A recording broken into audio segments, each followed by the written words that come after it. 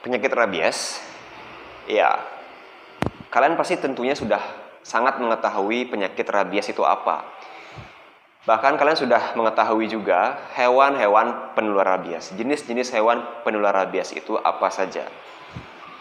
Bahkan kalian juga sudah banyak memelihara jenis-jenis hewan tersebut. Contohnya adalah anjing, kucing, dan bagi yang kalian suka pelihara exotic animal, ada kelelawar. Lalu bagaimana rabies itu masih tetap eksis sampai saat ini? Dan seberapa berbahayanya penyakit rabies tersebut, khususnya di Pulau Dewata ini?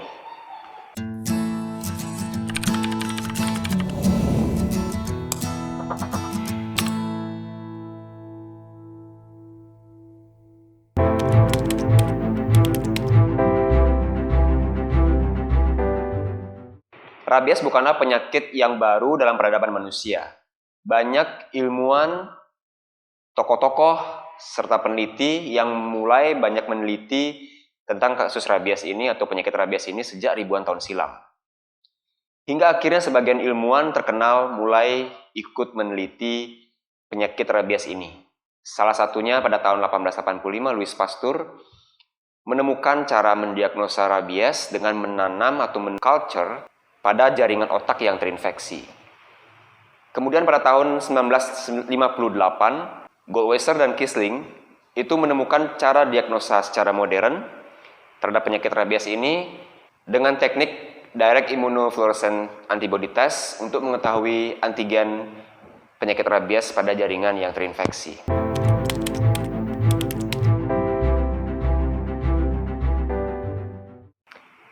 Kata rabies berasal dari bahasa Yunani kuno yang berarti lisa atau lita, yang artinya adalah gila. Gigitan anjing berkontribusi terhadap 99% kasus penyakit rabies pada manusia. Persentase kasus rabies terhadap gigitan anjing lebih dominan dibanding dengan hewan penular rabies lainnya. Maka berdasarkan fenomena tersebut, istilah ini dikatakan sebagai penyakit anjing gila. Menurut data WHO pada tahun 2019, rabies ini sebenarnya sudah ditemukan di seluruh dunia, kecuali di Antartika. 95% kasus kematian pada manusia itu terjadi di Asia dan di Afrika. Menurut data Kesehatan Hewan Dunia atau OIE pada tahun 2019, setiap tahun hampir 59.000 orang meninggal akibat penyakit rabies. Kemudian 40% diantaranya orang tergigit itu berumur di bawah 15 tahun, yang notabene adalah anak-anak. Di tanah air, penyakit rabies itu baru masuk ke Indonesia, itu pertama kalinya pada zaman kolonial Belanda atau pemerintahan kolonial Belanda, yaitu pada abad ke-19. Pada tahun 1884, Esser menemukan kasus rabies pada seekor kerbau. Kemudian 5 tahun kemudian, Penning, seorang peneliti, menemukan kasus rabies pada anjing. Dan 10 tahun kemudian, yaitu pada tahun 1894, penemuan penyakit rabies pada manusia oleh E.V. Dehaene. Ketiga kasus tersebut itu ditemukan di Jawa Barat, Indonesia. Data Kemenkes tahun 2020 menyebutkan bahwa 26 provinsi yang ada di Indonesia itu sudah terjangkit virus rabies. Sementara 8 provinsi lainnya masih dikatakan bebas penyakit rabies. Dalam 5 tahun terakhir, dari tahun 2015 sampai tahun 2019, kasus gigitan hewan penular rabies dilaporkan berjumlah 404.306 dengan 544 kematian pada manusia. Salah satunya dari 26 provinsi yang tertular adalah Provinsi Bali, di mana sejak 1 Desember 2008 hingga saat ini rabies di Bali masih eksis. Kasusnya berfluktuatif dan pertengahan tahun 2022 itu tuh naik lagi. Di setiap kabupaten di Bali kasus rabies itu naik lagi, baik pada hewan yang positif rabies sehingga dia menggigit manusianya. Manusianya juga positif rabies. Sangat miris sebetulnya dan mengerikan tentunya. Begitu sangat mengerikannya penyakit ini sehingga penularannya begitu masif. Tidak hanya bersifat zoonosis, namun antar manusia yang terinfeksi pun dapat terjadi penularan penyakit rabies ini. Dilansir pada buku yang ditulis oleh seorang penulis yang bernama George M. Beer dengan judul The Natural History of Rabies 2 Edition, yang mengatakan bahwa virus rabies itu tidak hanya menular melalui hewan ke manusia, akan tetapi bisa melalui manusia ke manusia yang sehat. Artinya di sini adalah manusia yang terinfeksi penyakit rabies bisa menulari penyakit ini ke manusia yang sehat. Dengan apa? Dengan gigitan, air liur, atau material-material yang dikeluarkan oleh si penderita. Jadi, bayangkan saja, kalian pernah nonton film zombie? Nah, kalau penyakit rabies ini menjadi, andai kata menjadi pandemi ya, wow, itu nggak kebayang. Itu tuh bisa mirip di film, dan bukan main. Paniknya manusia itu bukan main gitu loh. Jadi kita saling gigit dan kita saling gigit dan terinfeksi.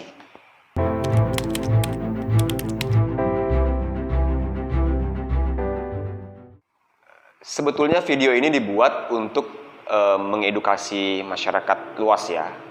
Memang sangat membosankan kalau ketika saya membicarakan sains terkait rabies gitu ya. Jadi virus rabies itu apa sih, penyebabnya apa? Itu mungkin sangat membosankan, tidak penting juga bagi kalian. Oke. Tapi yang paling penting adalah kalian perlu tahu, rabies itu adalah penyakit yang mematikan dan mungkin kalian harus tahu namanya. Jadi rabies itu disebabkan karena virus rabies atau Lissa virus.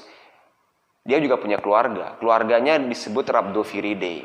Nah, penularannya ini itu biasa melalui hewan yang saya sebutkan tadi, yang disebut sebagai hewan penular rabies atau GHPR.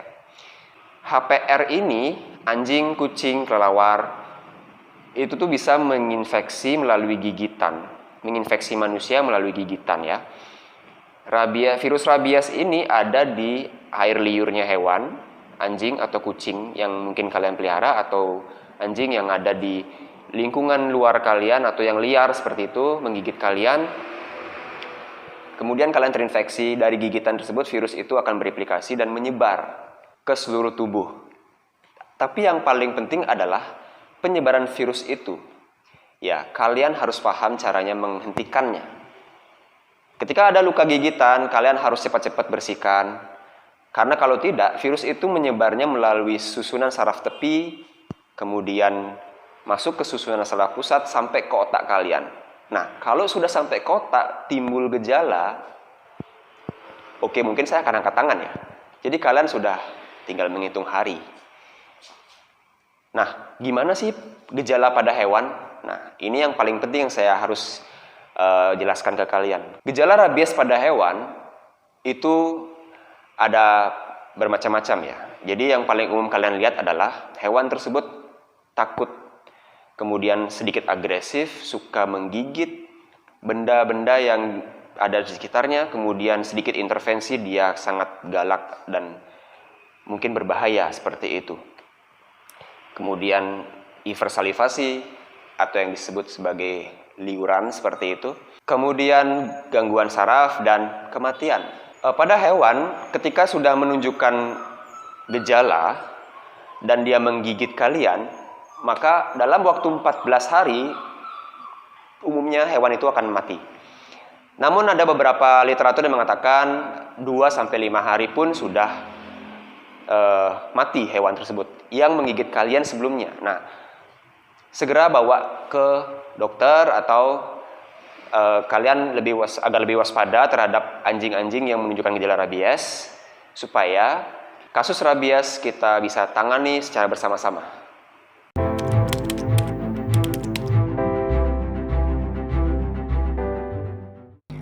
Oke, lalu bagaimana gejala pada manusia? Kalau kita tergigit oleh HPR atau hewan pembawa rabies, itu kurang lebih sama dengan gejala pada hewan, di mana kita mengalami peradangan otak sampai beberapa hari gitu ya, kemudian sampai kematian. Nah, jadi kalau misalnya kalian mengalami gigitan di tubuh kalian, gigitan HPR atau hewan yang tidak tahu apakah dia rabies atau tidak, jadi lebih baik kalian ikuti protokol kesehatan, kemudian konsultasi dengan dokter kalian, seperti itu. Jadi lebih baik lapor. Karena banyak juga yang nggak lapor, sehingga kasus-kasus rabies, khususnya yang ada di Bali, itu karena memang sedikitnya masyarakat kita yang melapor, seperti itu. Jadi saran saya laporkan saja. Jadi kemana kita harus melapor? Yang pertama, kalian bawa dulu nih, kalau kalian kena gigit, bawa dulu ke dokter gitu ya. Kemudian lapor mungkin ke kepala desa atau ke perangkat desa di tempat tinggal kalian. Setelah itu perangkat desa akan melanjutkan ke dinas terkait yang menaungi wabah penyakit ini, seperti itu. Jadi setelah itu maka kalian akan ditindaklanjuti. Tinggal begitu aja, simple kok.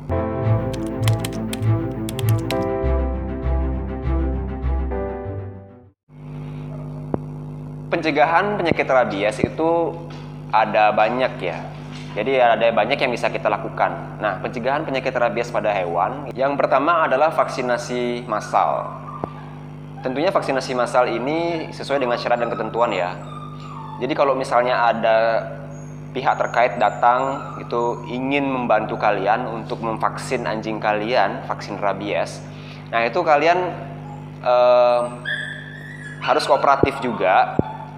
Kasihlah bukunya. Kalau memang sudah divaksin, vaksinnya apa aja, kemudian dilihat di sana tanggal berapa vaksin, tahun berapa vaksin. Kalau memang belum waktunya untuk vaksin ulang, ya tinggal bilang ke mereka. Kalau misalnya harusnya vaksin ulang, ya tinggal kasih untuk vaksin ulang.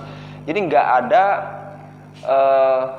hewan kalian kenapa-napa karena vaksin, seperti itu. Jadi beberapa waktu lalu mungkin ada yang mengira bahwa habis vaksin rabies mati, habis vaksin rabies hewan kalian mati gitu. Sebenarnya bukan karena vaksinnya, tapi memang ada sesuatu hal yang lain yang menyebabkan itu terjadi seperti itu. Atau mungkin hewan kalian positif rabies. Ketika dikasih vaksin rabies, hewan kalian bisa meninggal, seperti itu. Jadi banyak faktor ya, atau faktor kesehatan yang lain menyebabkan hal itu. Kemudian yang kedua, meningkatkan kepedulian masyarakat ya, atau kalian lebih aware terhadap penyakit ini tentunya. Jadi penyakit ini adalah musuh kita bersama, jadi kita harus menangani penyakit ini secara bersama-sama dong, bantu stakeholder, bantu pihak yang berwenang. Kita sebagai pet owner, kita sebagai yang melihara HPR atau yang disebut sebagai hewan penular rabies, dia juga ikut bantu, jangan sekedar dipelihara, kasih makan tapi anjingnya berkeliaran, seperti itu. Jadi ada istilahnya pelihara secara intensif. Nah, itu artinya apa? Pelihara secara intensif artinya keep di rumah. Kalau nggak diikat ya di kandang. Kalau keluar ajak jalan-jalan keluar, seperti itu. Jadi kayak jalan bareng, ngedate bareng gitu ya.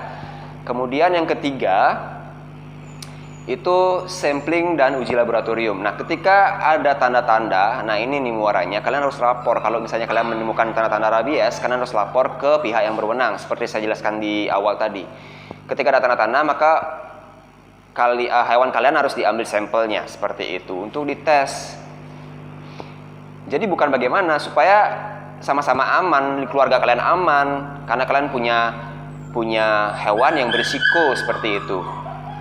Jadi kalau misalnya kalian itu, vaksinnya lengkap, kesehatannya juga oke, oh iya nggak masalah, tinggal bilang aja gitu. Jadi berarti kalian adalah pet owner yang bertanggung jawab, seperti itu. Terus yang terakhir, yang terakhir ini adalah eradikasi.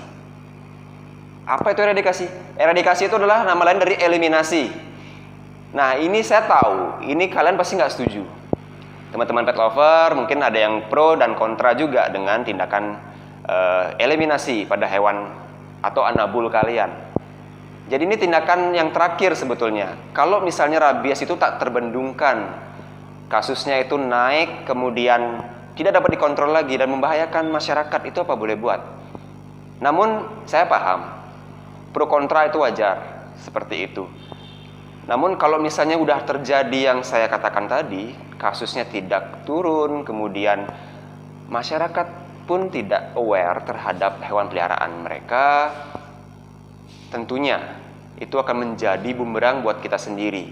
Kalau memang vaksinasi kemudian tidak aware atau tingkat ke-awareness masyarakat kita itu tidak maksimal gitu ya, ya jelas rabies tidak akan turun. Yang terakhir mungkin, ya saya bilang mungkin gitu ya, mungkin stakeholder atau yang berwenang akan melakukan tindakan eliminasi ini. Namun hal ini adalah sudah berdasarkan pertimbangan-pertimbangan seperti itu. Dan kita tahu penyakit-penyakit wabah-wabah ya yang tentunya menjangkiti hewan, khususnya hewan ternak mungkin atau hewan peliharaan bahkan, itu kalau memang berbahaya itu memang bisa kita lakukan eliminasi. Dan itu hukumnya adalah wajar demi keselamatan bersama. Tapi kalau saya pribadi, untuk poin yang terakhir ini, eradikasi atau eliminasi anjing atau kucing gitu ya, atau hewan penular rabies, itu kalau bisa, dalam tanda kutip kalau bisa tidak dilaksanakan. Tapi dengan catatan, teman-teman pet owner atau masyarakat ya harusnya bisa membantu dong, atau minimal memberikan solusi kayak gitu. Membantu apa? Jadi disiplin vaksinasi rabies. Kemudian tingkatkan awareness kalian terhadap penyakit ini gitu loh. Jadi pelihara hewan kalian secara bijak. Nah, contohnya adalah saya sering banget lihat ya, ini fakta gitu loh. Jadi stoplah buang anjing kalian ke luar kayak gitu. Kalau misalnya kalian nggak sanggup, ya jangan pelihara. Jangan putuskan pelihara di awal. Kalau kalian putuskan pelihara hewan di awal, pelihara sampai akhir hayatnya. Stop buang anjing gitu loh. Jadi setiap hewan atau anabul yang kalian telantarkan di sana itu akan bereplikasi. Apa ya, bahasa bereplikasi itu adalah menduplikat gitu loh. Berkembang biak itu ada anaknya lagi, bahkan anak itu nggak neko-neko, ada 5, ada 10 bahkan gitu. Jadi kita nggak bisa tahu yang di luar sana itu berjuang hidup ya. Hewan kalian di sana tuh berjuang hidup mengais sampah gitu ya. Kemudian mereka bisa saja tertular rabies, sangat bisa tertular rabies. Jadi resiko buat kalian sendiri, ya resiko buat keluarga kalian, orang terdekat kalian, atas tindakan kalian seperti itu. Jadi kalau misalnya kalian nggak setuju buat eradikasi atau eliminasi, kasih dong solusi yang tepat. Atau minimal ikuti yang saya katakan tadi. Minimal kalian melakukan rutin vaksinasi, terus tingkatkan kepedulian kalian terhadap penyakit rabies, atau stop buang anjing. Semoga video ini dapat bermanfaat untuk kalian, teruntuk pet owner dan pet lover. Jadi kita berantas rabies bersama-sama. Ini adalah tanggung jawab kita bersama.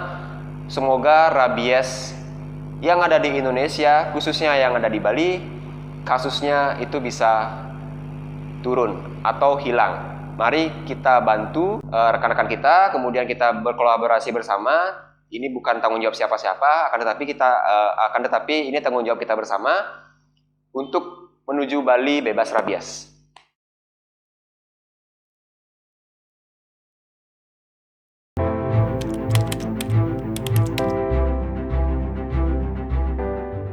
Halo sahabat BDVet, perkenalkan saya Dr. Hewan Imadi Yoga Windu. Saya sebagai Humas PDHI Bali akan menjelaskan atau menanggapi rabies yang lagi tinggi di Pulau Bali. Ya, yang pertama, bagaimana tanggapan PDHI Bali terhadap tingginya rabies? Yang pertama, kami sangat khawatir ya. Bali dari tahun 2008 sampai sekarang masih tetap rabies, dan tertinggi di tahun ini, yaitu hampir kayaknya seluruh kabupaten positif. Ya, kami sangat menyayangkan itu. Dan upaya-upaya sudah dilakukan oleh semua pihak, baik itu dari pemerintah, dari swasta, dan juga dari kalangan akademisi. Semua upaya sudah dilakukan. Tapi yang paling sulit yaitu masyarakat masih belum tanggap. Semua upaya sudah dilakukan, tapi kalau masyarakat belum tanggap, akan susah untuk memberantas rabies ini. Terutama yaitu cara pemeliharaan. yaitu masih meliarkan HPR-nya, itu hewan pembawa rabies seperti kucing dan anjing, masih kebiasaan buruknya meliarkan dan sangat tidak respect terhadap vaksinasi. Padahal vaksinasi itu sangat penting untuk mencegah rabies. Nah, bagaimana upaya-upaya yang harus dilakukan? Kalau menurut organisasi PDHI, saya sebagai humas, yang pertama harus mendidik masyarakat untuk tidak meliarkan. Yang kedua, kalau keluar gunakan rantai atau harness. Itu sangat penting sekali karena rabies tidak akan menular kalau tidak digigit. Itu poin pentingnya. Kalau Anda tidak digigit, tidak mungkin Anda tertular rabies. Gimana caranya? Yaitu tetap hewan kesayangan Anda ada di dalam rumah. Kalau keluar gunakan harness atau rantai. Yang ketiga, vaksinasi. Ini penting sekali. Jangan kebalik ya. Yang pertama itu adalah manajemen. Pelihara dengan benar. Yang kedua adalah vaksinasi. Kalau vaksinasi tidak dilakukan, pemeliharaannya harus benar. Kalau keduanya dilakukan, itu jauh lebih baik. Mungkin itu saja tanggapan dari kami sebagai PDHI Bali. Upaya-upaya yang menurut saya pribadi yang harus dilakukan adalah jangka panjang dan jangka pendek. Ya, jangka panjangnya kita harus kontrol populasi itu dengan cara sterilisasi. Dan jangka pendeknya adalah eliminasi secara selektif dan ketegasan dari pihak desa. Kalau ada yang meliarkan, itu masyarakatnya harus dikasih punishment, dikasih hukuman. Dan juga wajibkan vaksinasi bagi yang memelihara. Kalau tidak dilakukan itu, kayaknya sangat susah rabies ini akan hilang di Pulau Bali yang kita cintai ini. Bagi masyarakat yang memiliki hewan pembawa rabies seperti anjing dan kucing, mari bersama-sama jangan meliarkan anjing dan kucingnya. Karena penularannya itu mulai gigitan. Kalau tidak ada anjing atau kucing yang liar, tidak mungkin ada gigitan. Yang kedua, ayo vaksinasi. Jangan takut dan jangan ragu untuk melakukan vaksinasi ke dokter hewan ataupun pemerintah yang sudah menyediakan secara gratis. Yang ketiga, kami harap pihak desa segera membuat perarem desa bebas HPR liar. Ini yang belum pernah ada. Dan kami harap semoga ada perarem desa bebas HPR liar. Boleh piara anjing, tidak dilarang, asalkan jangan diliarkan. Dan wajib divaksinasi sesuai Perda Bali 15 tahun 2009. Bali ini sudah mempunyai payung hukum yang kuat, hanya tinggal praktek di lapangannya saja mungkin yang kurang. Demikian saran-saran dari kami, saran-saran dari saya sebagai Humas PDHI Bali. Semoga dapat didengar masukan ini. Kalau tidak, ya apa boleh buat. Kami hanya bisa menyarankan. Kami kembali lagi kepada pembawa kebijakan. Bukan dari kami yang melakukan tindakan kebijakan di lapangan. Mungkin itu saja. Terima kasih sahabat BDFET. Semoga saran kami dapat didengar dan dapat dilaksanakan oleh sahabat-sahabat semua. Sampai jumpa. Salam Bali bebas rabies.